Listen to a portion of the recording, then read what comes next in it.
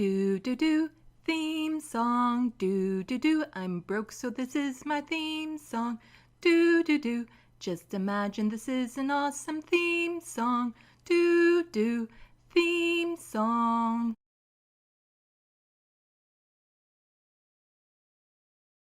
Hello, welcome to Left of the Box. Bonjour, bienvenue. I'm Sandy. There has been a notable rise in anti-trans, anti-LGBTQ+ legislation down in the States. It's hard not to feel helpless to do anything to stop it when sitting up here in Canada. While there's been a slide towards right-wing attitudes here, it's nowhere near as bad as in the States. It's also much harder to pass legislation in Canada that would deny people their basic rights. But there is something we can do to help.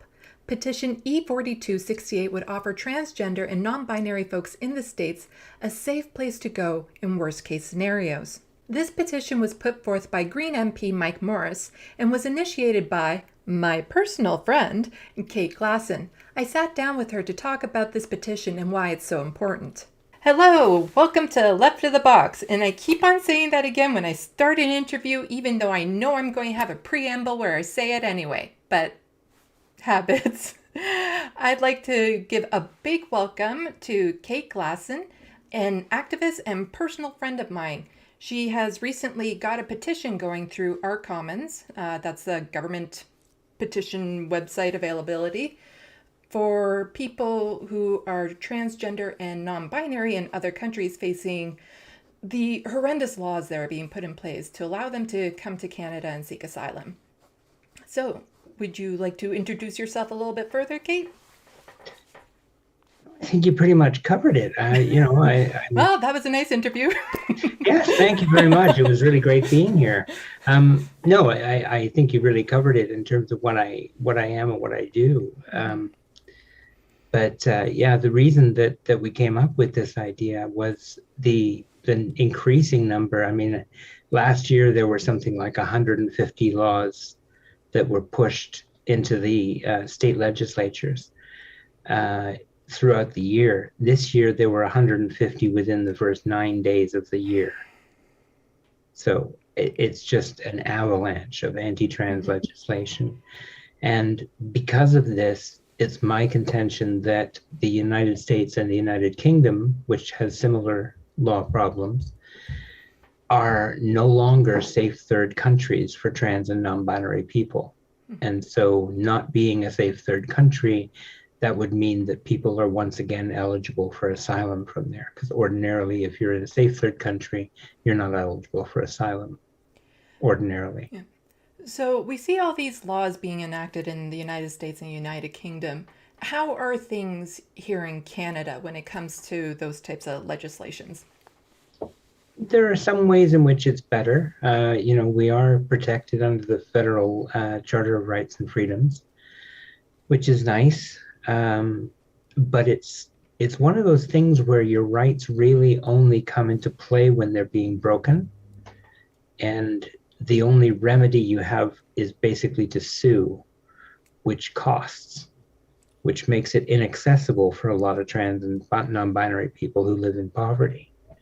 So it's great that it's there, and theoretically, and certainly in interactions with the federal government, it's certainly in effect. And I would say in effect with other governments as well. But when you get down to the private sector, the discrimination is still there and still quite real. Okay, so let's jump back a bit, and why don't you tell the viewers a little bit more about your background and yourself and how you came to be an activist? Sure. I transitioned about 30 years ago in 1992, and it was an interestingly different time than now. I became an activist more or less right away. I led my first campaign in 1996 with the Ontario Omnibus Bill to get same-sex rights, and went on from there. I took about a 10-year hiatus because I was raising kids. I moved in with my partner who had a couple of kids, and we raised them together. And that was, it was a time when I couldn't really do activism because the kind of activism I do is risky, and I don't want to put my family at risk. Mm-hmm. So I have to. As you can see,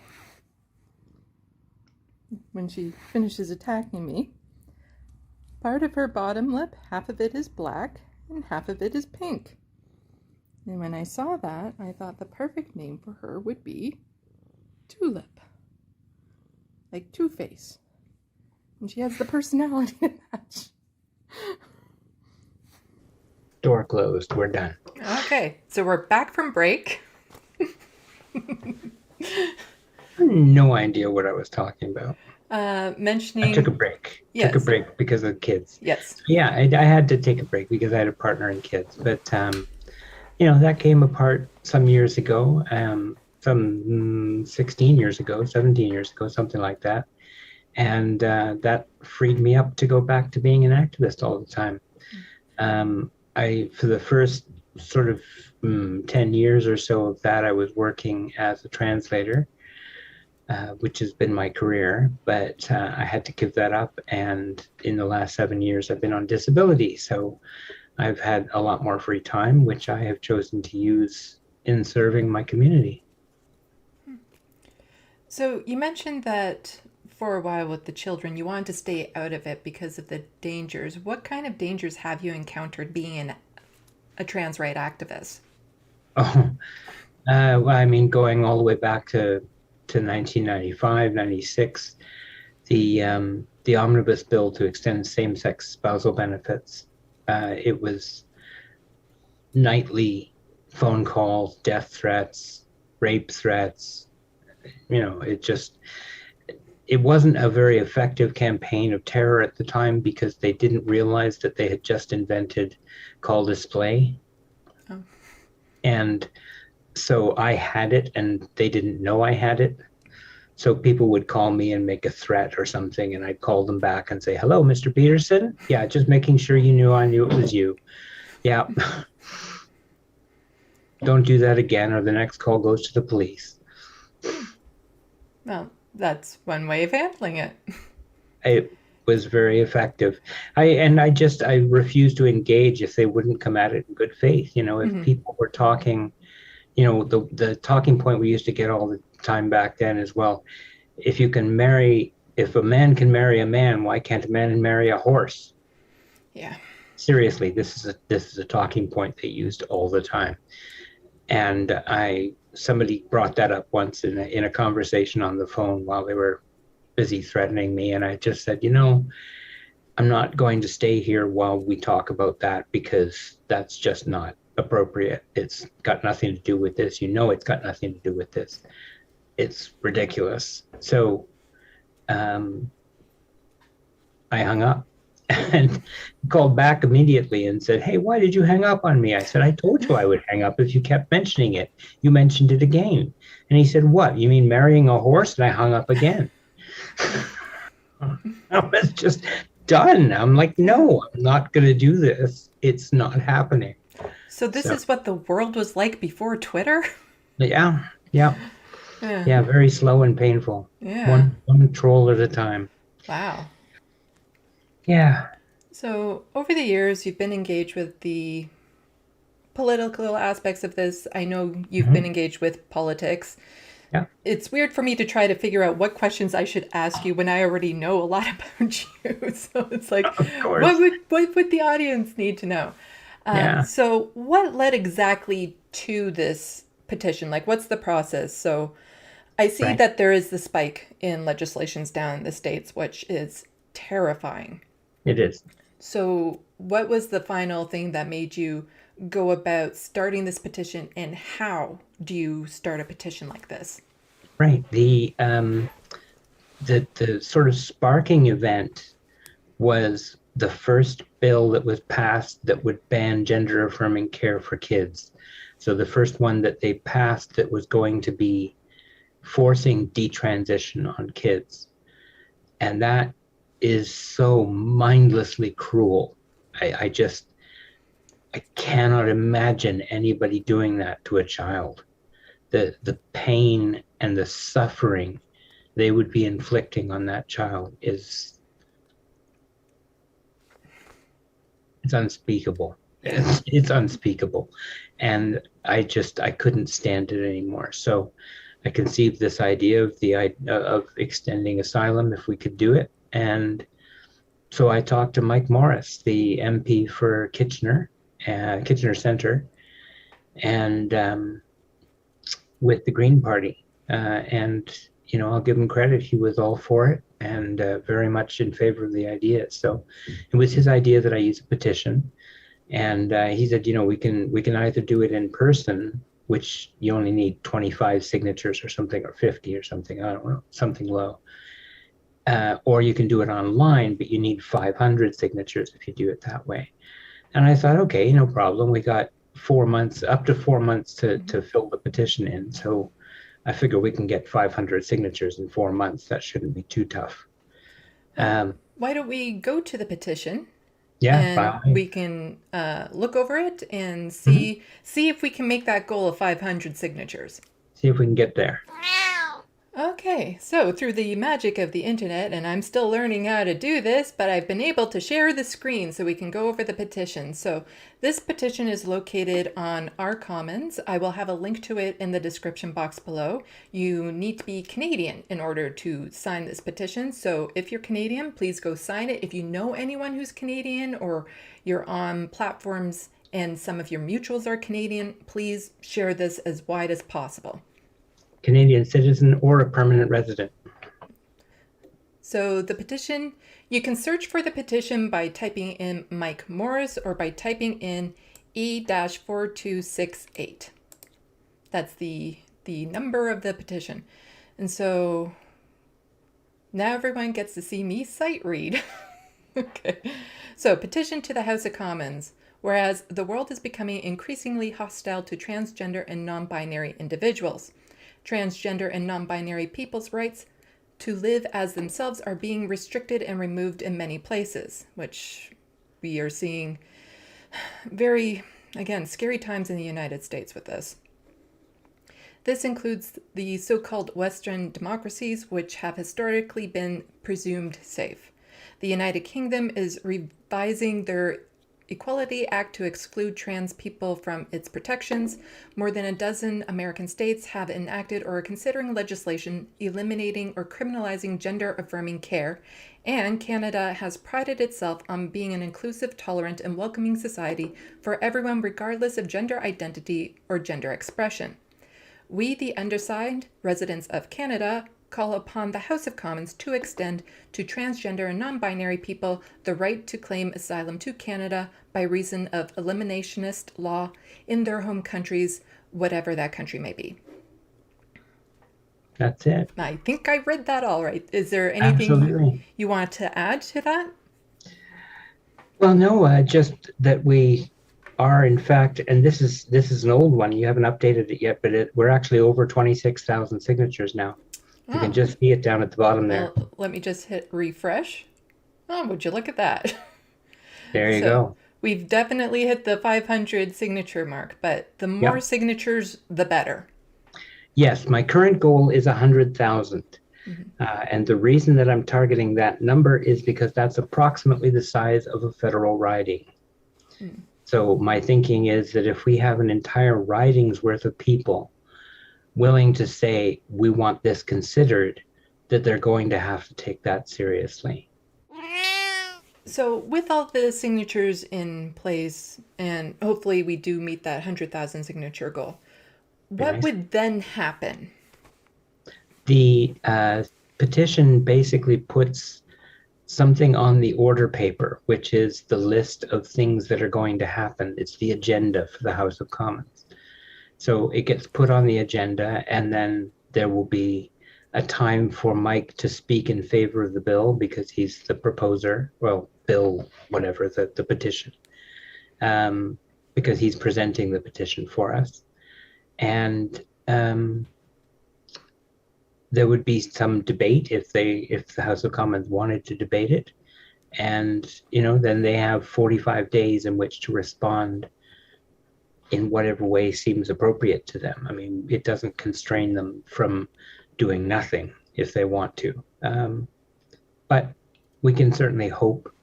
It's not necessarily my expectation that we're going to get it first try. This is something which would be annoying to both the United States and the United Kingdom diplomatically, because we'd be saying your countries are no longer safe for some of your citizens. And that's not a nice thing to say to a neighbor. So we'll see, whether or not they're willing to make that big a step is another question entirely. But I'm hoping that if we have enough people signing, the impetus will be there and they'll be thinking votes, which is where I want them to be thinking. Yeah, because I know I spend most of my time still on Twitter, and I've been seeing a lot of transgender folks really scared, like for the first time, just really scared, really wondering where they can go, because, there are some safe states. There's somebody on Twitter who will update that every now and then, showing which states are safer to go to. But I think there is an awareness that with the next conservative government that gets in, there's going to be federal bans on certain things. Yep, Trump has already said day one, he would ban all gender affirming care. There's no escaping that. So yeah, it really is becoming unsafe, as they're basically just trying to eliminate trans people as a class of citizen. And I find this so, because it felt like for a time we were actually making progress. People were actually learning. Yeah. Like, I've come to realize I'm non-binary. And looking back in my history, it's like it makes so much sense to who I am as a person. And I wish so much I knew in high school that this was how I identified, because it would have just made my understanding of myself so much easier going forward. And so I see these younger kids who have those opportunities, who are being accepted, who are starting their gender care at younger ages. And I feel so happy for them that they get to do this so young. Very much. And to see it now be threatened and in some instances being stripped away, I can't imagine what that would be like. Even if I try to imagine it right now, that I would no longer be allowed to be considered non-binary. Yeah. And that's like, I have the passing advantage. Like, looking at me, you wouldn't know. Right. But it's just a core of who I am. And seeing all these kids, just like, the earlier they can start living who they are, the better their life will be. Yeah. And that, I think, is the point. The cruelty of this is the point. They rail at us as adults, saying you're not even presentable, you don't even really look like women, in terms of trans women particularly. Trans men, they don't acknowledge at all. They just think they're just deluded girls, and that is deeply offensive. But trans women, they say, you'll never pass, nobody will ever see you as a girl. And all we can say is, well, yes, because you forced us through a male puberty. If you don't do that, if you let kids have the puberty that they want to have, you won't know the difference. I've met trans people who have had the chance to grow up and use puberty blockers and get cross-sex hormones at the right time and everything. And they're invisible. You will never know that they were trans, right? I met a trans man recently. He was 6'1", broad shoulders. He looked like he played football. just in no way would you ever, and I certainly had no idea that he was trans unless he told me. It was, yeah, and that is what can happen if we allow them to access gender affirming care. They can just blend in and live their lives, which is all anybody wants. But they want to take that away and then use the fact that we don't have it as an excuse to not let us have it as adults either. Now, I already know the answers to this question, but I might have some viewers who aren't engaged with this issue that much, who might not know. But some of the arguments against it being the surgeries that are happening on all the children, how dare we do that to the children, and we're mutilating them. What do you have to say to the people who are using that to fearmonger? Oh, to the people using it to fearmonger, what I would have to say would not be suitable. Right. What is the counter? What I would say to anybody watching and being convinced by those kinds of argument is learn the facts. I will happily lay out the facts. It is quite simple, and I can do it probably in about a minute and a half here. Let's see. You can throw up a timer when we're done and see if I can actually do this. All right, so about 90 seconds. Start from now. Initially, when a child transitions, all they do is socially transition. They cut their hair differently or grow it out or whatever. They may change their name. They may change their pronouns. That's it, right? They go to school. Everybody treats them in the new gender. That's all there is to it. Nothing medical happens at all. When the child hits puberty, and this may be, 10, 11, 12, whatever, 13, 14, who knows. Whenever they hit puberty, and their body starts to change, they start taking puberty blockers. These are drugs that have been used for many decades for precocious puberty for cisgender kids who were going into puberty at 5 or 6 or whatever and weren't equipped to handle the difficulties of having a puberty at that age. They are entirely reversible and fully safe, okay? That's really important to know. Now, once the child is old enough, and this number will vary depending on the maturity and intelligence of the child, they will end up making a decision, an informed consent decision with their doctor and their family about when they might start cross-sex hormones. That's the first irreversible step. Detransition almost always happens before this. Almost always. Okay?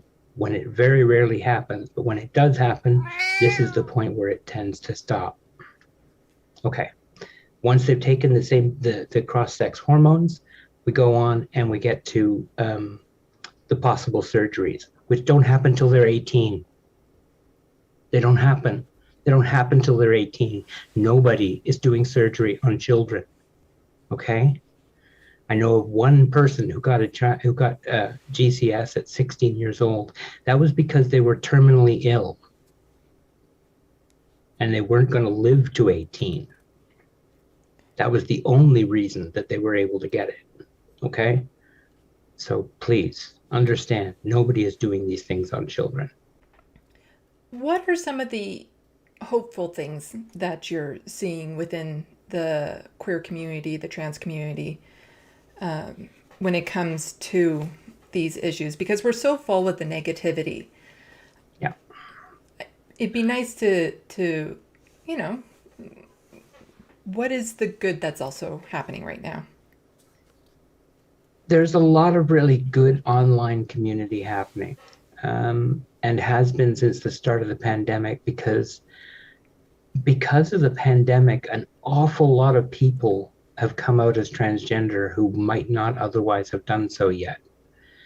The months of lockdown, the introspection that people underwent, all of those effects of the lockdowns and the quarantine and all of that have had an effect of cracking so many eggs, as we call it in the community, that literally there's, we call them, what were they calling them?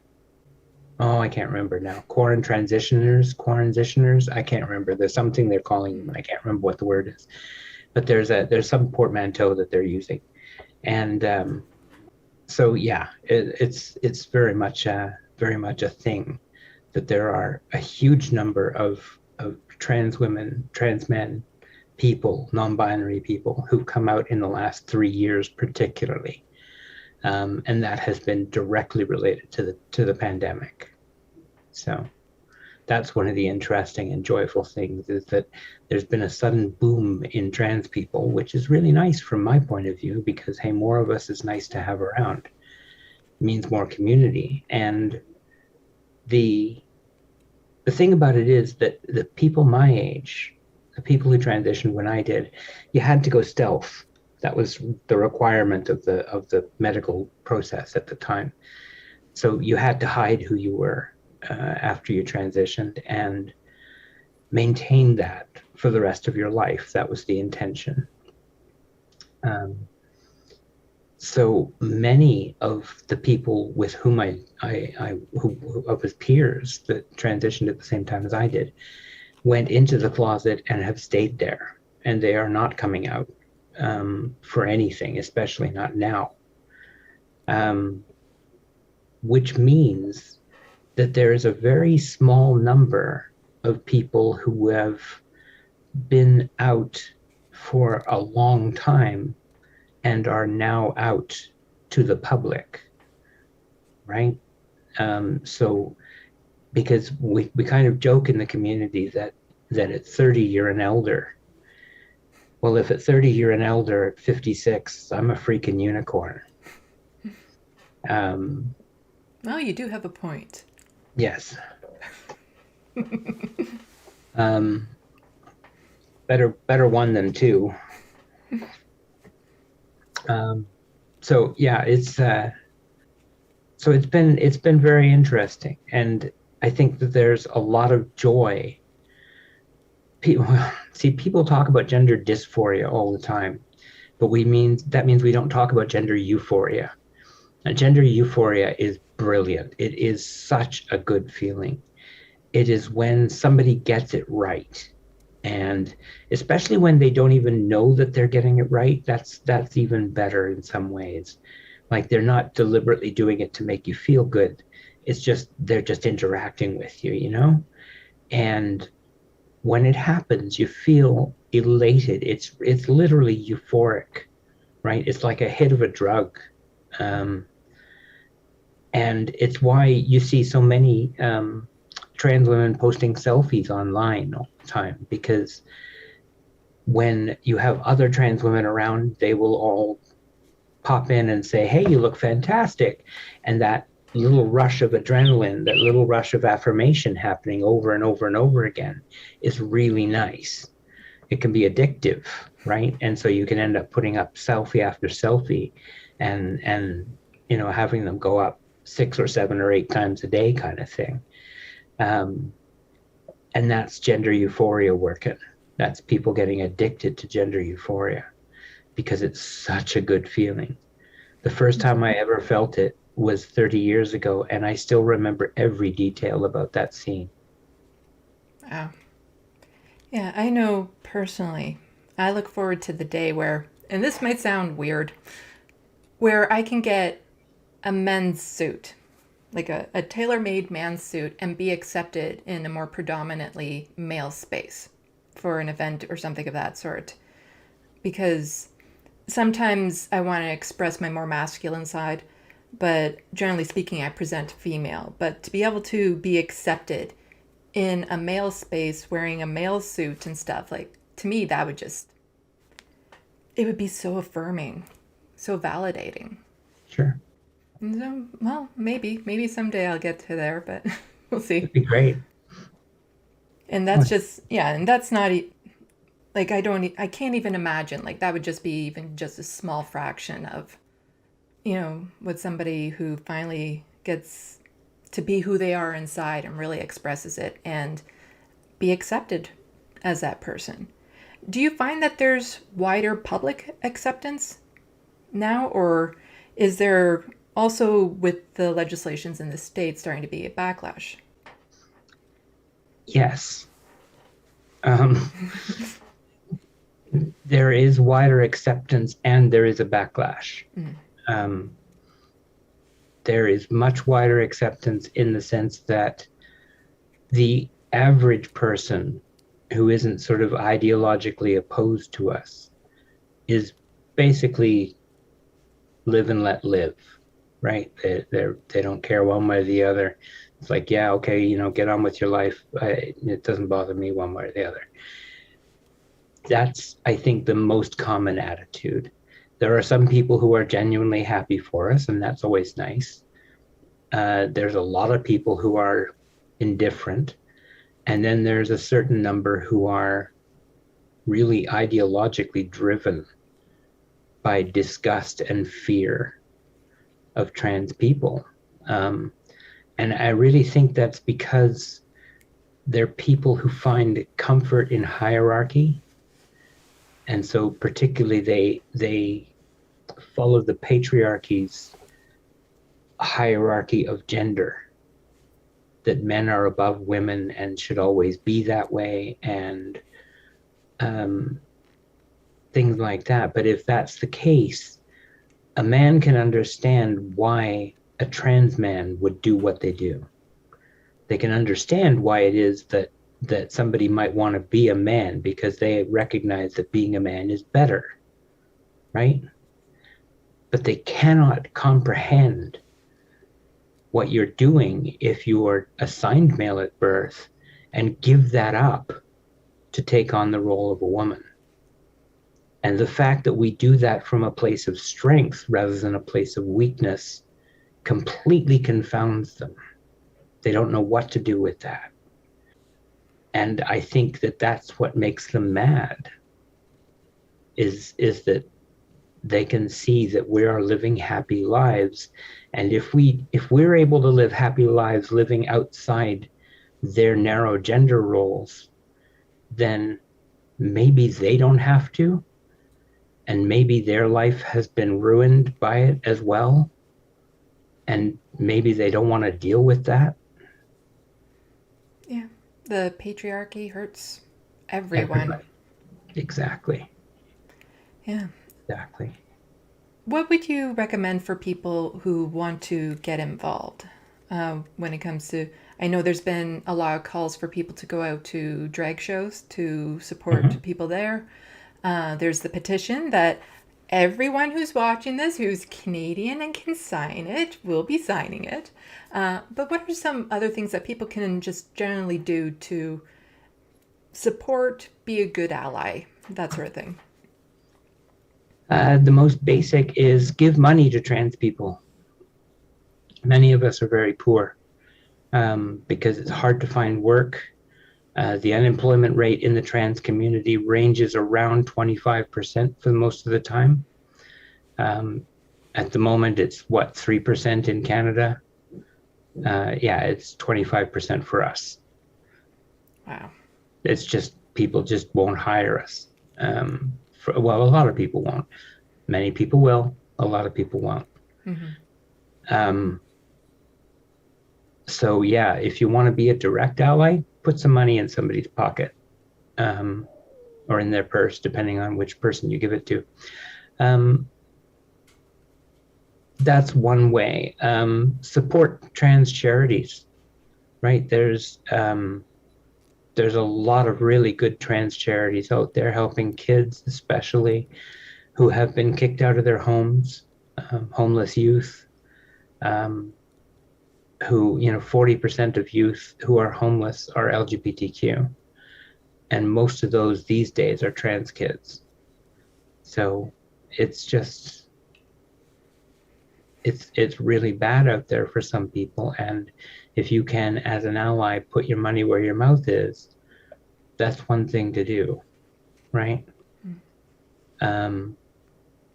What you can do, speak up when you see it, when you see transphobia. One of the things about, or homophobia or non-binary phobia or any of those, one of the things that you find out, Oh, crap, I've lost my thought. Oh, that's what I was going to say. There we go. Bigots don't listen to the people they hate. Okay? If I'm a member of the Ku Klux Klan, I'm not going to listen to a black man talk to me about racism. Mm-hmm. If I'm hating on trans people, I'm not going to listen to a trans person talk to me about it. What I might listen to is another cis person. So it really falls on cis people to be the ones to fight transphobia, just as it falls on white people to fight racism and so on. It's the people who are committing it that need to be the ones that fix it in a, come get your girl sort of thing. Yeah, and I would recommend that if you have a family member, if you're cis and you have a family member who is anti-trans, don't expect to change their mind in one sitting. No. It has to be just little nudges, little reminders, a little counter to their arguments. Mm-hmm. Also, sometimes one of the good arguments is get them to really explain what they say. So when they say, oh yeah, they're mutilating children, ask them who? Yeah. How many? Where has this happened? And really get them thinking so that they start to learn a lot of what they're being fed is lies. Yes. Yeah, absolutely. That's really good advice. The other thing to do as well is to be active with your school board, if you're a parent especially. There is an organized push in this country as well as in the US to take over school boards and to use that takeover to take away rights from marginalized groups that have been extended by various school boards and education ministries and so on. And we had one like that in the last municipal election. We had a wave of people like that. We managed to defeat it. Only one more of them got elected than had been on the previous board. So they went from 2 to 3 and a board of 15, I think, or 12. So they are still unable to really push their agenda as yet. And it's the same agenda as you get anywhere else. It's all book banning and no GSAs and no discussion of gender, don't say gay, and all the same. It's the same stuff. Yeah, I would say for people to just be vigilant when you start hearing rumblings of these. Yeah. Because as I say in a lot of my videos, change will never be impossible, but it does become a lot more difficult. Yeah. So if you see somebody who's going to run for a school board, who wants to ban all the books and stuff like that, get involved right away. Don't wait for them to get on the board and then try to do something. No. I saw a meme that really applies to this as well. If many people think about time travel and think that if they go back in time, they have to be very, very careful not to make a tiny change because it could make a huge change in the future, right? But those same people never think that a small change in the present could make a huge change in the future too. Mm-hmm. If it's true for the past, it's true for the present. Yeah. So make a change, just a little one. You never know if that's going to be the one. Yeah. Well, hopefully enough of us get together. Hopefully what's happening in the States is really just this fear backlash that's going on. And once it's defeated, we can go back towards where we were heading, towards more acceptance, towards more progress, towards a world that is better for everyone and not just a select few of people who happen to be on the top. Yeah, absolutely. Okay, so where can people find you if they want to learn more about you or about some of the organizations that they can reach out to? Really, the most active I am anymore, I've more or less shut down my Twitter account since the muskrat took over. So I'm most often. Did you call him a muskrat? Yes. Oh, that is awesome. I haven't heard that yet. Oh, okay. he ever since he took over, I've shut down my accounts, so I'm now found primarily on Mastodon, and on Mastodon you can find me at Old Lady Plays. So that's my name on Mastodon. If you do a search on that, I'm pretty sure I'm the only person on Mastodon with that name. So I'll link it in the description box if that'll Mastodon make it accounts can't be easier. linked. Yeah. Yep, that'll be easier. Okay. It'll be linked in the description box. Mhm. Okay. Any final words? I'm still learning how to end these interviews. No, stay woke, stay active. You know, they're coming for us. They're coming for us all. They're coming for trans people first, but that's just first. Mm-hmm. Once we're done, it's not like they're going to stop. Yeah. The other thing I tend to say is don't wait for it to be your problem. Exactly. This is one where every bit of the problem is everyone's problem. Yeah. Take away the rights of some people, it's only a matter of time before they start taking away the rights of everyone else. Exactly. Unless you're utterly confident that the fascists are going to really like you, you need to be fighting against them. Mm-hmm. I think I'm very likable. Yeah, absolutely. So do I. But all these people keep sending me death threats and stuff, so I don't know. Maybe I'm just not very nice. I think you're amazing. Thank you. If they could experience the support that you've given me, because you have been an absolutely amazing friend. I'm glad. Thank you very much. So have you. Okay. Well, I think with that, we can end it. So bye to the audience. As per normal, I'll have some sort of outro after we say bye. Let's do that, yeah. The petition closes on May 26 at 9:33 a.m. Eastern, which is oddly specific. Please sign it if you can and share it wide on your social medias. Let's get to Cait's goal of 100,000 signatures. I know, that's a big ask. That's like 10% of the population of Canada. Let's show our American neighbors some love and let them know they have a home with us. Don't forget to hit buttons and leave comments. You can find me on Twitter so long as Twitter exists. I'm also on TikTok and I've just signed up for Instagram. Please go follow me there. If you can, please support my content by becoming a patron or purchasing something off my wish list. Every little bit helps. Links are in the description box below. A special thanks to those of you who already have. Salut, à la prochaine. Thank you for watching and stay tuned. I'm Sandy, wishing your tomorrow is better than your today.